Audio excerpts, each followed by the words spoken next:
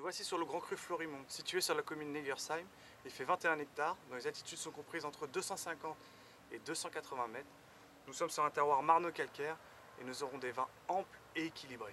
Donc alors, qu'est-ce que nous sommes en train de goûter là? Bah écoutez, là on va goûter un Gewürztraminer Grand Cru Florimond, puisqu'effectivement bon, le Gewürztraminer c'est le cépage majoritaire sur le Grand Cru. Ce qu'on peut peut-être encore rajouter effectivement par rapport au Grand Cru Florimond, c'est que ce nom est quand même assez particulier, puisque ça veut dire la montagne des fleurs. C'est un des seuls noms effectivement qui a une consonance très française. Et effectivement, je dirais la végétation qu'on a sur la partie du Florimond, ce calcaire jaune qu'on voit bien ici, emmagasine donc la chaleur pendant toute la journée, la redégage la nuit, et puis effectivement il y a même une partie de végétation et de flore de type méditerranéenne. Donc c'est assez particulier, ce calcaire jaune est unique en Alsace. Voilà. Et donc on va goûter ce Gewürztraminer Grand Cru Florimond. Donc c'est un vin effectivement qui a une très très belle couleur. Ce qui caractérise un petit peu ce Grand Cru Florimond, mais je vais laisser la parole donc à Francis pour vous présenter un petit peu plus au niveau des vins. Mais c'est vrai que c'est quelque chose de très agréable, de très élégant, qui est beaucoup sur la partie de la rose aussi au niveau du nez. Ça on le verra tout à l'heure, mais je pense que je vais déjà laisser à Francis un petit peu le soin de présenter plus en avant ce vin. D'accord. Oui, donc vous l'avez cité, c'est un vin qui a une excellente robe, très belle robe jaune, classique au Gewürztraminer, qui est très chatoyante et plaisante. Et lorsqu'on porte le vin au nez, là c'est une caractéristique du Florimond aussi, il y a beaucoup de générosité, d'exubérance, il y a à la fois un mélange de fleurs et de fruits qui se dégage rapidement dès qu'on libère les arômes du vin. On peut dire que le Florimond est un terroir solaire qui emmagasine un maximum de rayonnement solaire et d'énergie, et précoce.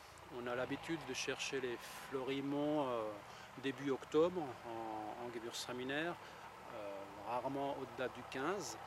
Et donc voilà, c'est toujours un raisin mûr, voire en légère surmaturation qu'on récolte. Donc nos Florimond sont toujours des vins, un bon compromis entre un raisin mûr déjà, voire sur maturité, peut-être proche certains millésimes presque de vendange tardive. Voilà, c'était une tendance un peu du cru. Autant en profiter, la nature nous donne cette générosité, autant la réceptionner.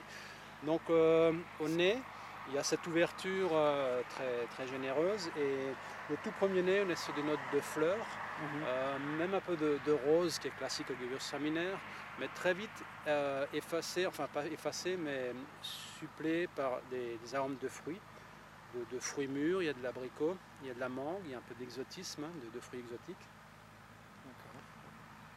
Donc alors qu'est-ce qu'on va trouver en bouche alors?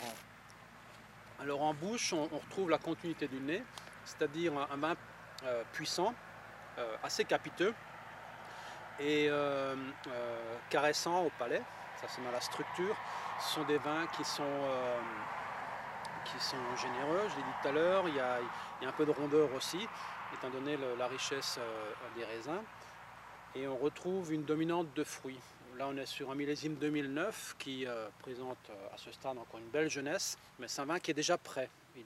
Il n'est pas tout à fait à son apogée, il le sera dans un an ou deux. Et donc c'est également un millésime, enfin pas un millésime, un terroir, le Florimond, qu'on peut garder quelques années. Et bon, on a quelques Riesling notamment qui lui se prêtent mieux à la garde en cave de 20-25 ans d'âge, qui se dégustent encore très bien, qui sont eux à leur apogée.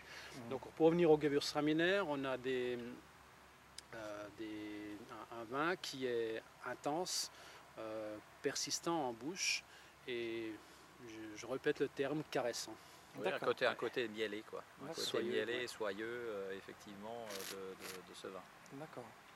Et donc, alors, qu'est-ce qu'on pourrait manger alors avec votre vin? Bah écoutez, avec ce Gewürztraminer Grand Cru Florimont, bah écoutez, il y a beaucoup de possibilités. Bien entendu, bon, pour les fins d'année, puisqu'on s'en rapproche, donc effectivement le foie gras, ça c'est clair. Après, il y a d'autres alternatives effectivement à ce vin, c'est-à-dire c'est un certain nombre de desserts, des tartes aux fruits, une tarte aux mirabelles ou ce genre de choses. Mais effectivement, il y a encore d'autres possibilités, c'est-à-dire au niveau de certains fromages corsés, effectivement, où on peut l'associer, où on peut trouver effectivement sur des vieilles mimolettes, ce genre de choses, effectivement des associations qui sont assez sympathiques. Et après, la dernière partie, mais là je dirais ça dépend un petit peu des plats, certains plats qui sont des currys avec des fruits passés en poêle, etc. Donc on a une association, je dirais salé-sucré, où effectivement ce côté caressant vient effectivement je dirais, mettre en valeur, je dirais, l'ensemble du plat. Donc voilà un petit peu ces éléments. Alors je ne sais pas si Francis a Oui, une d'autres idées association encore, bien sympathique, en fait, de faire revenir ce vin sur sa terre d'origine. Ça met beaucoup de baume au cœur, je trouve. Déjà, il y a une émotion qui se dégage et à la fois voilà, l'appréciation du vin, mais c'est un vin qui dégage beaucoup de chaleur, le fait qu'il revienne sur sa terre d'origine. Bon, merci alors pour cette dégustation. Moi, je vous en prie, avec plaisir.